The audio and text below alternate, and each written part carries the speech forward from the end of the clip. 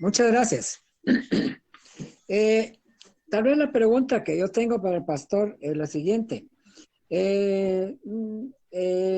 Quisiera saber su opinión relacionada con esto. ¿Qué simboliza en todo el plan de Dios o en la Biblia el término becerro o la figura? Porque aparece varias veces ese nombre y el más emblemático, que es el que todos conocemos y que es muy usual, es el becerro de oro del monte Sinaí, de los ídolos con Moisés. Gracias. ¿Cómo no, hermano?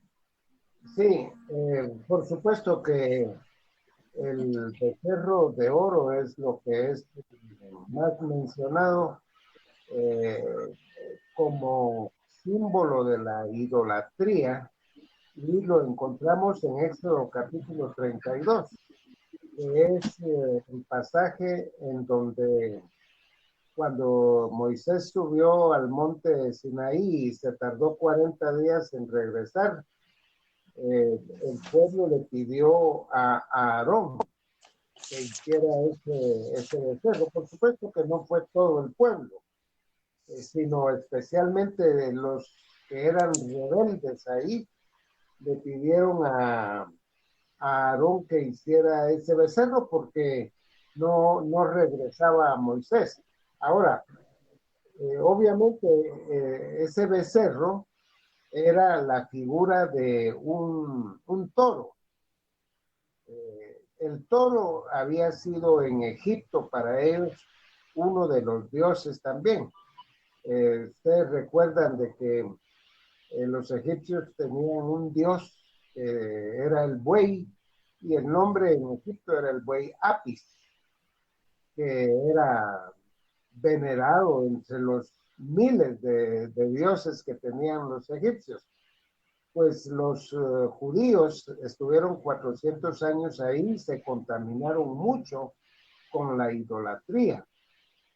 Por eso es que cuando el Señor los llevó en el Éxodo y los llevó al desierto, el Señor les prohibió que, que tuvieran ídolos y les mandó a hacer la fiesta de los panes sin levadura. Es interesante lo que estoy mencionando, porque los panes sin levadura significan que el pueblo se tenía que apartar del pecado y el pecado principal que debían de apartarse ellos de ese pecado era de la idolatría de Egipto.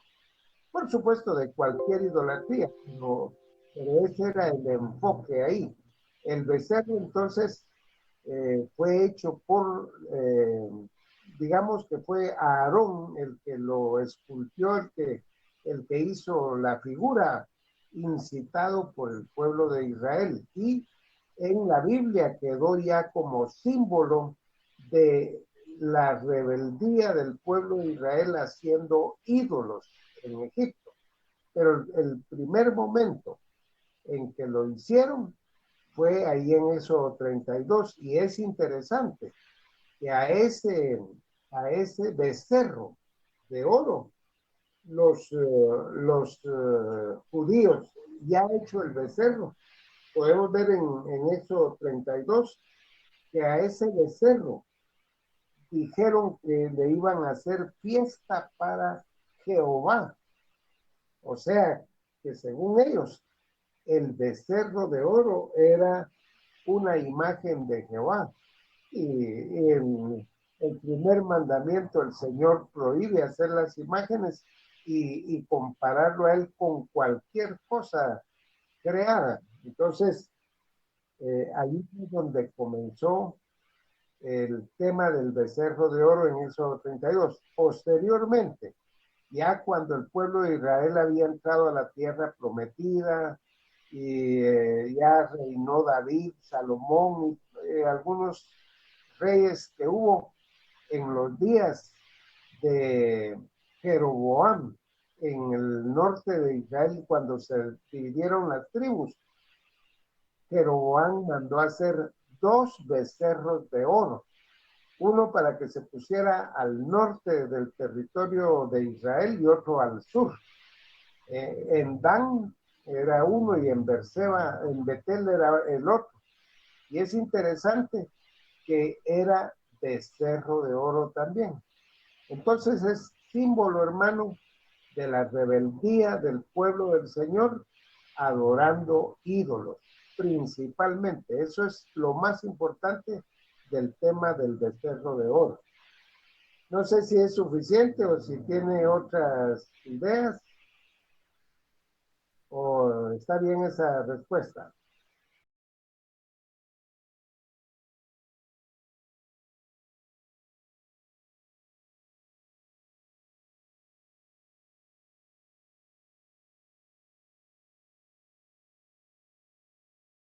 Muy bien, es una pregunta que me parece que es bastante complejo decir una respuesta muy sencilla debido cabalmente a lo que acabas de decir, que hay tanta opinión, tanta idea y especialmente en estos días la gente, gracias a Dios, se han puesto a estudiar la Biblia, pero algunos la estudian de una manera que es bastante superficial y entonces los temas no los tocan a fondo.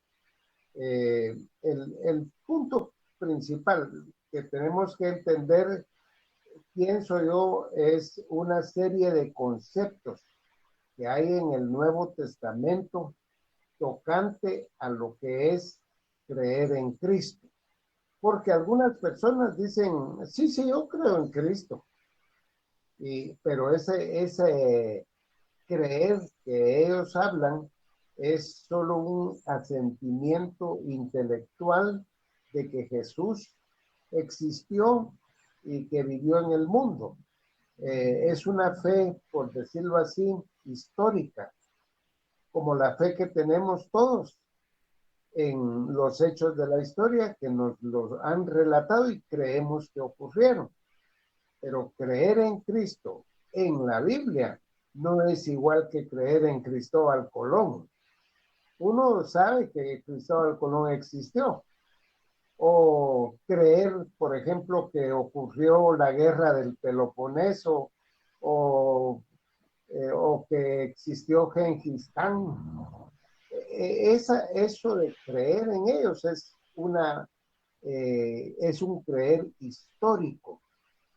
Pero en la Biblia, cuando se habla de creer, es un creer salvífico.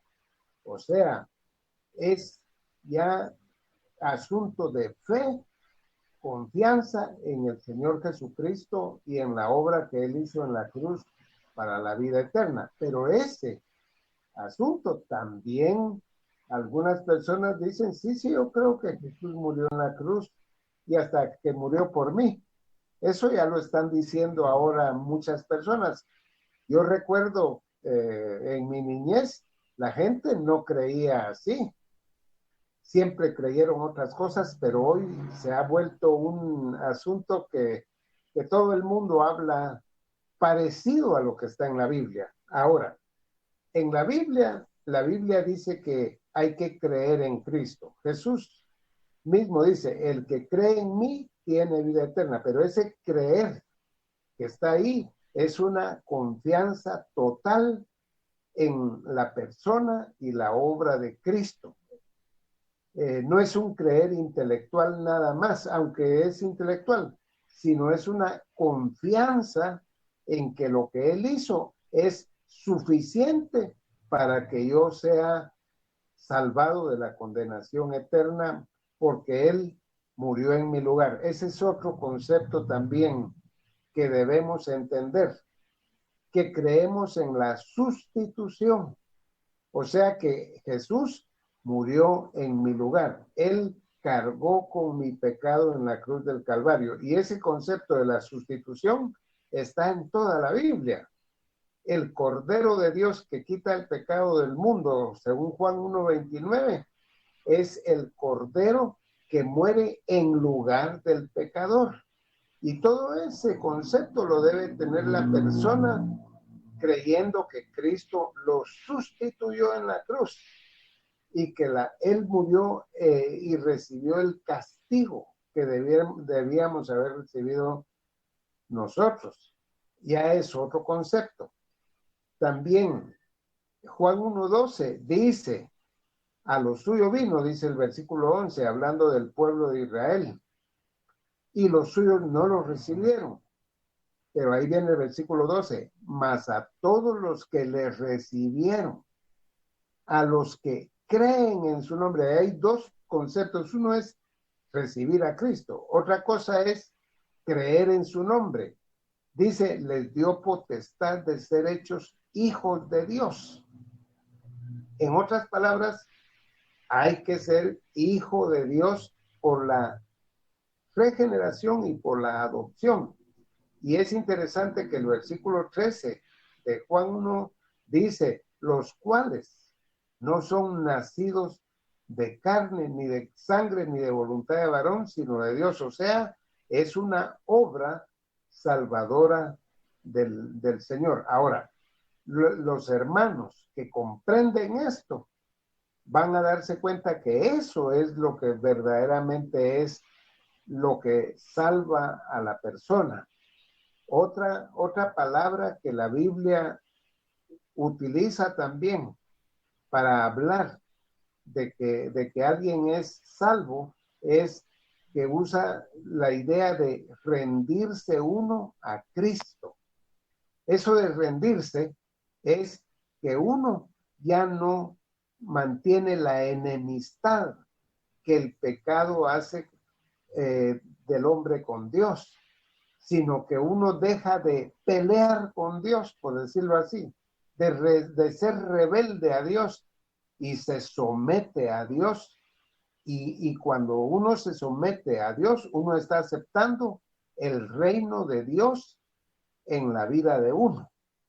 En otras palabras, que Él es el Salvador, pero también es el Señor, el Rey de uno, el que lo manda a uno, y uno ya no se manda a uno a sí mismo, ni vive para sí, sino que vive para el Señor. Por supuesto que en eso ya va ingresando uno al concepto de santificación, ya no solo de justificación, pero el creyente es una persona que confía en el Señor, que se rinde a Dios, que acepta a Cristo, que acepta que Él es su sustituto en la cruz.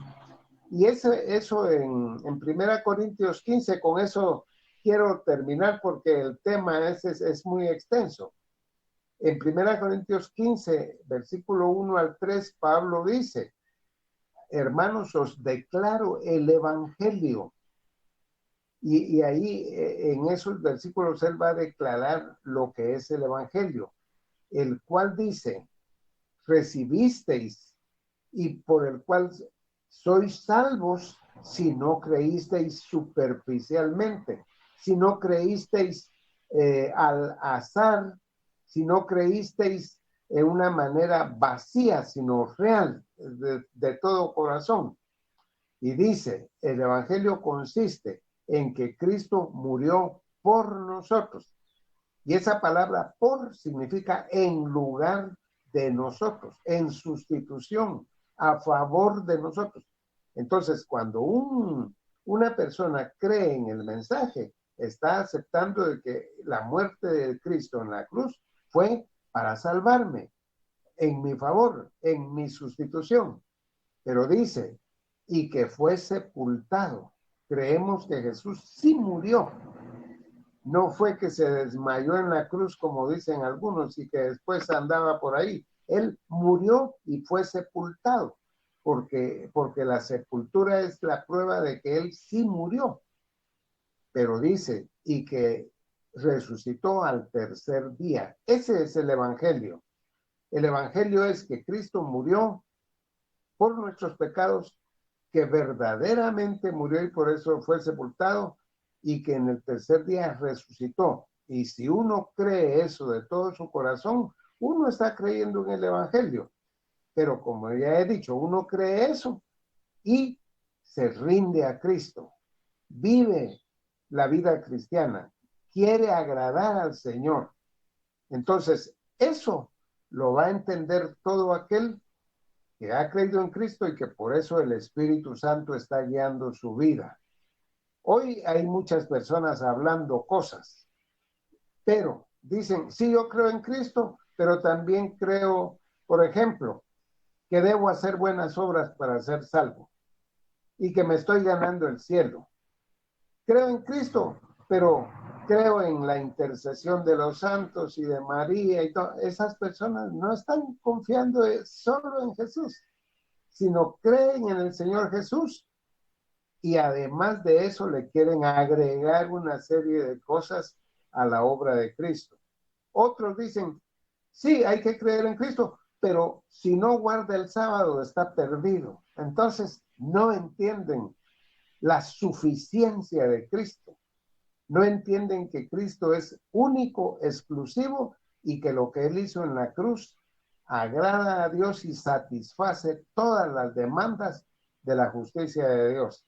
Realmente esta es una respuesta breve de un tema demasiado extenso, hermanos, y creo que es hasta bastante profundo. Y sin embargo, el que cree en Cristo de todo su corazón tiene vida eterna, dice la palabra del Señor. Pero el tema se puede extender mucho. Acerca sería de las traducciones bíblicas. Como últimamente pues se han hecho en los últimos años, ¿no? Se han hecho nuevas versiones de la Biblia de Dios habla hoy, nueva versión internacional de las Américas y tantas versiones que hay, ¿verdad? Pero se ha visto que para algunas de esas versiones las sociedades bíblicas han usado otros, ahí que otros manuscritos de idiomas originales. Por ejemplo, la NBI, la de Dios habla hoy, que ya no usan tanto el Textus Receptus según sé, ¿verdad? Sino que ya usan unos textos supuestamente usaron mayoritariamente unos textos de un hombre que se llamó Nestlé, y que he escuchado críticas acerca de esos textos que vienen de otros textos más que hicieron unos señores que se llamaban Westcott y Hort, que se habla de estos señores Westcott y Hort que eran brujos y que eran que negaban la edad de Cristo, que negaban la infalibilidad de la Biblia, muchas cosas acerca de ellos. ¿Qué me podría usted expandir más en ese tema, hermano? Si debemos estar alertas en cuanto a de qué textos vienen las escrituras, las nuevas versiones que se usan, que salen, hermano. Sí, hay una cosa con todos esas traducciones modernas, por decirlo así, porque gracias a Dios, ellos no fueron los que empezaron a traducir la Biblia, los que están haciendo las Biblias modernas. En lo personal, yo creo que todas las traducciones que hay de la Biblia son aprovechables, podría decir así, aprovechables para el estudio de la palabra de Dios. Ahora, los mejores textos de la Biblia se han conservado por siglos, realmente ya en museos, por ejemplo, en Rusia, en Italia, en Israel también hay textos y los mejores manuscritos que tenemos son el texto alejandrino, es uno de ellos, el texto sinaítico, o sea, el de los judíos, y hay otra fuente que es muy importante ahora se me escapa el nombre, pero es un texto que los rusos fueron los que lo encontraron y ellos se lo vendieron a Inglaterra por 1 millón de libras esterlinas. Y eso no ocurrió en estos últimos años. Esos libros se conservan de muy antiguo y existen los manuscritos, los papiros y, por ejemplo, los papiros han sido ordenados por gente acuciosa que los encontró en épocas anteriores. De todos ellos hay un papiro que se llama el papiro 46, que es el mejor de todos los papiros antiguos que existen. De esos es que Westcott y Nestlé hicieron lo que tenemos nosotros ahora, que ya no son papiros ni son pergaminos y cosas así, sino que ya son libritos formales, como los que tenemos nosotros hoy. Son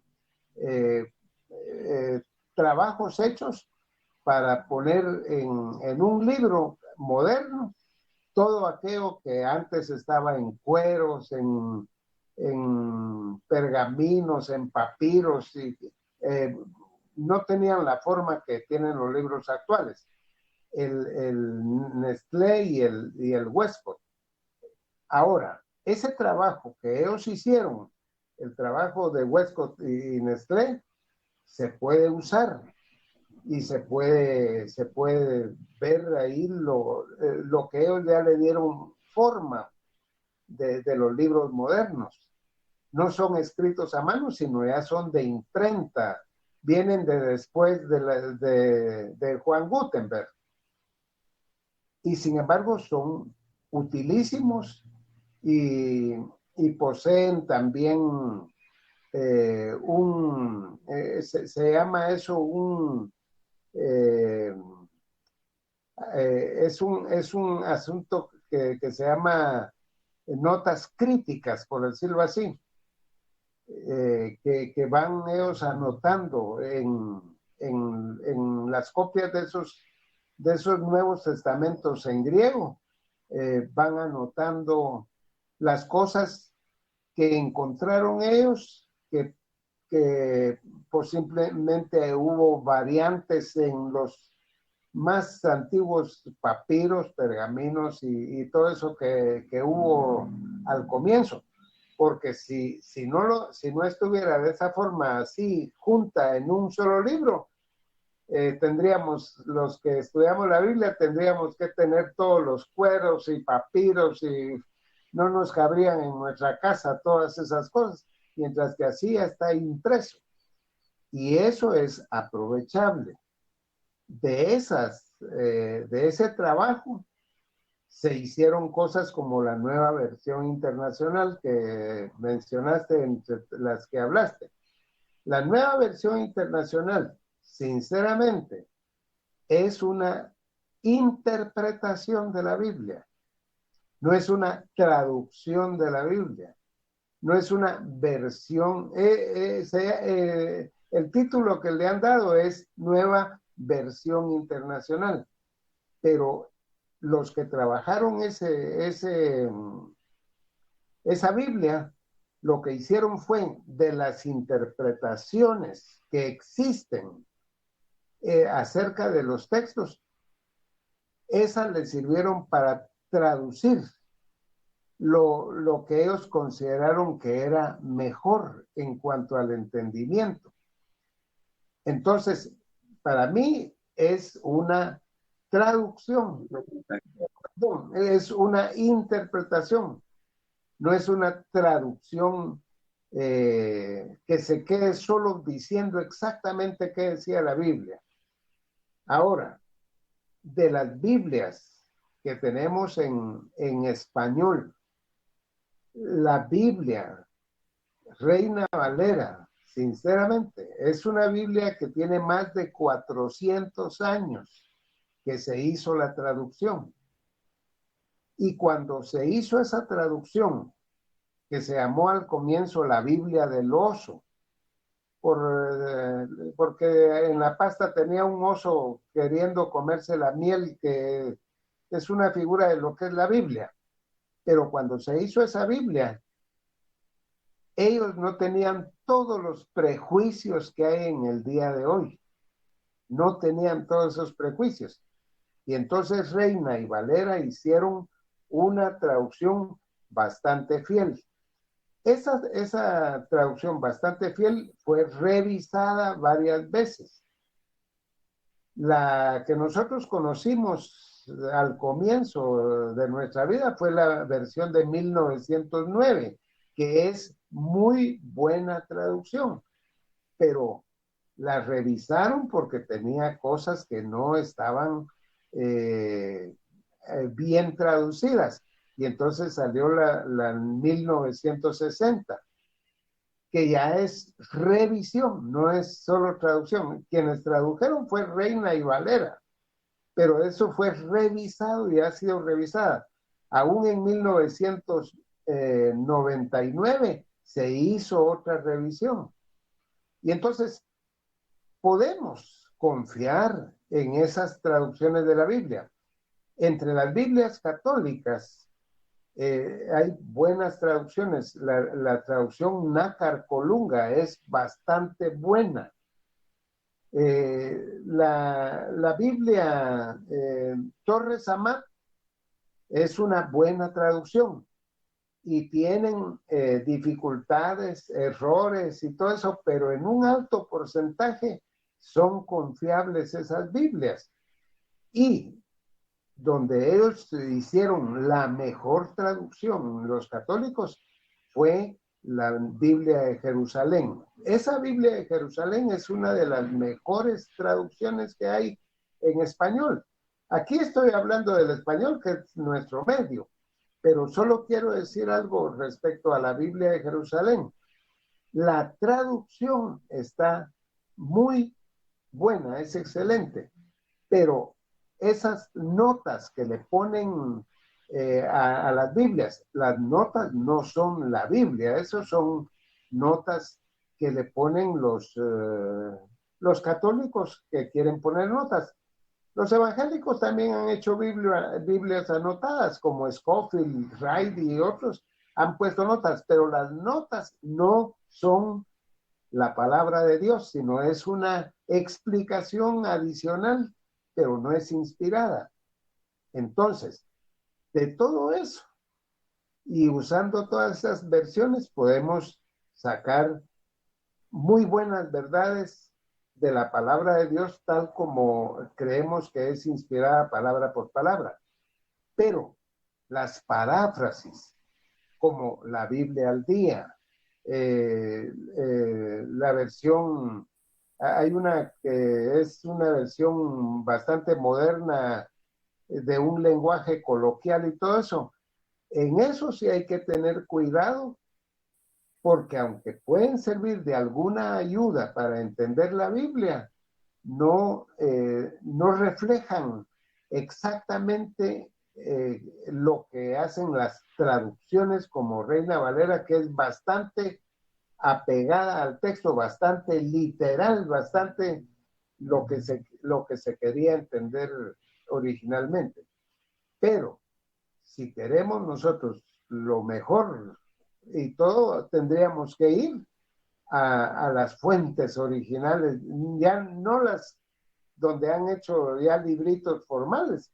Habría que ir a buscar los pergaminos y todo, cosa que no va a ser accesible porque no todos tenemos eso.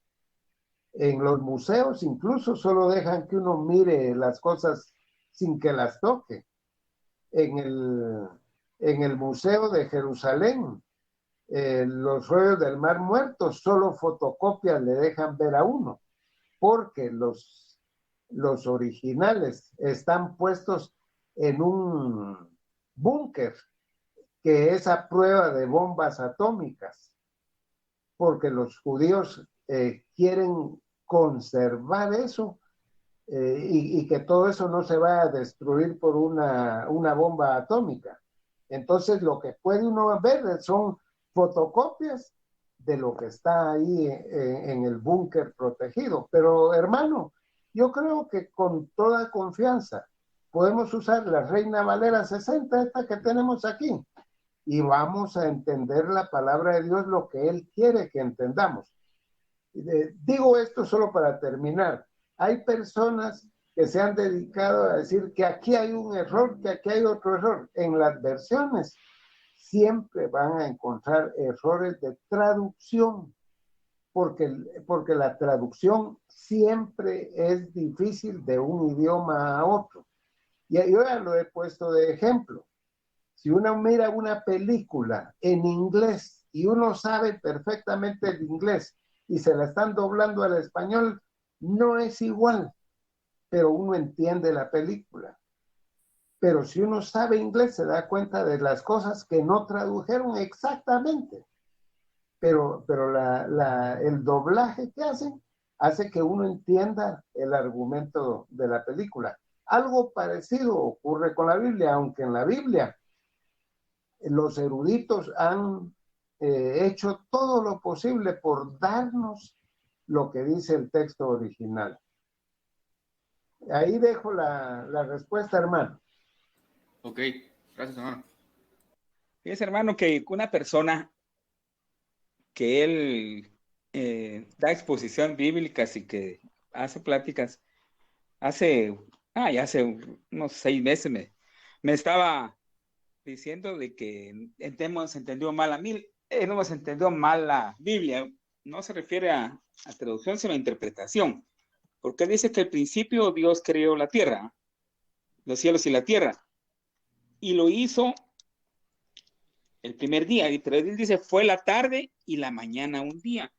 Entonces él opina que la tarde de hoy y la mañana de mañana es un día, no que es la mañana y la tarde. Y entonces me decía, ahí es un error, el día empieza a la mediodía y termina el otro día a mediodía. Y estaba viendo yo en Daniel, en sus visiones, en el 14, versículo 14, Daniel 8, 14. Sí. Cuando él le respondió a alguien, le dijo, hasta 2300 tardes y mañana el santuario será purificado. Entonces habla primero a la tarde y a la mañana, pero si se refiere al mismo día como lo tenemos hoy, yo ahí no le pude contradecir a él porque no tenía base bíblica para decirle si el día, aquí dice tarde, pero se refiere al mismo día de la mañana de hoy, o es al contrario. Bueno, no sé si me entendería. Sí, comprendo la pregunta, hermano. Mire, sí. Ese concepto que dice él, eso no quiere decir que porque usamos un lenguaje diferente no se puede interpretar bien la Biblia y que estamos interpretando mal por eso. No olvidemos, hermanos, que la Biblia, desde Génesis hasta Apocalipsis, es un libro judío, es un libro israelita, no es un libro de nuestra cultura occidental, es un libro de la cultura israelita. Y los israelitas ahí en el Medio Oriente tenían otro concepto acerca de la duración del día.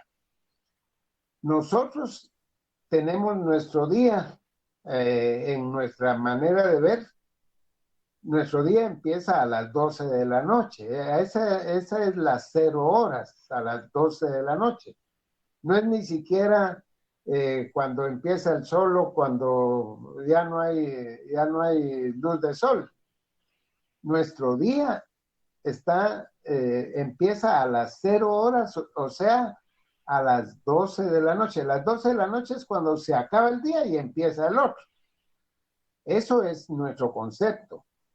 También nuestros años están contados en diferente principio no principia en el mismo día que empieza el día israelita. Entonces, esos son conceptos culturales, pero nosotros en nuestra cultura, si queremos entender la Biblia, tenemos que entender la cultura hebrea para interpretar la Biblia, pero no por eso vamos a volvernos hebreos nosotros, solo vamos a usar eso para interpretar la Biblia. El día judío empezaba cuando se miraba la primera estrella en la noche. A esa hora empezaba el día judío. Eso quiere decir que los días judíos no empezaban todos a la misma hora. A veces algunos intérpretes dicen a las 6 de la tarde porque el día judío empieza a las 6 de la tarde. Eso es bastante acercarse a la interpretación, pero la interpretación más exacta es que el día empezaba cuando se miraba la primera estrella en la noche. Y a veces, según el movimiento del sol, la primera estrella se puede ver a las 6, a veces a las 6:30, a veces a las 7 de la noche. Nuestra, pues, porque ellos así miraban, esa era su cosmovisión. Pero ya no entrando en esos detallitos tan pequeños, el día israelita empezaba con la oscuridad. Es decir, cuando empezaba la oscuridad, ahí se empezaba a contar las 4 vigilias de la noche. La noche de judía tenía 4 vigilias. Entonces, para nosotros, para poder entenderlo, nosotros decimos que la primera vigilia era de las 6 a las 9 de la noche. Luego de 9 a 12 la segunda, de 12 a 3 de la mañana la tercera y de 3 de la mañana a 6 la cuarta vigilia. Así miraban ellos el día. Y para ellos el amanecer, por eso decía la tarde y la mañana. Ellos no hablaban la noche y la mañana, sino la tarde, porque el atardecer traía la oscuridad y la mañana. Entonces, si queremos entender todo eso, por ejemplo, de Daniel 8:14, tenemos que entender que él está hablando del día como lo miraban los judíos, no como lo miramos nosotros. Aún en Génesis dice, y fue la tarde y la mañana de un día, porque para el judío primero es la tarde y después es la mañana. El día termina con la mañana. Y quiero decirle algo, porque estamos hablando de interpretación. Cuando nosotros miramos el día de Jehová es un día de 1007 años. Y los 7 años de la semana 70 que tanto hemos estado mencionando ahora, esa es la tarde del día del Señor. Y el milenio es la mañana del día del Señor. Espero que me estén captando lo que estoy hablando. Porque el día de Jehová, que es un día profético, va a durar 1007 años. Y la oscuridad va a ser de 7 años. El juicio va a ser de 7 años. El castigo va a ser de 7 años. La oscuridad, la pena, todo. Porque la semana 70 va a ser el tiempo de castigo y es la oscuridad del día de Jehová. Pero el milenio, o sea, la bendición es la mañana del día de Jehová. Entonces, ese es un concepto judío, israelita, de que primero es la oscuridad o la tarde, que como ellos llaman, y luego es la mañana, la tarde y la mañana. Desde Génesis 1 ya es así. Y en Apocalipsis, que es el día de Jehová, de 1007 años, porque es simbólico el día. Primero es la oscuridad, primero es la tarde y luego la mañana. Por eso, cuando el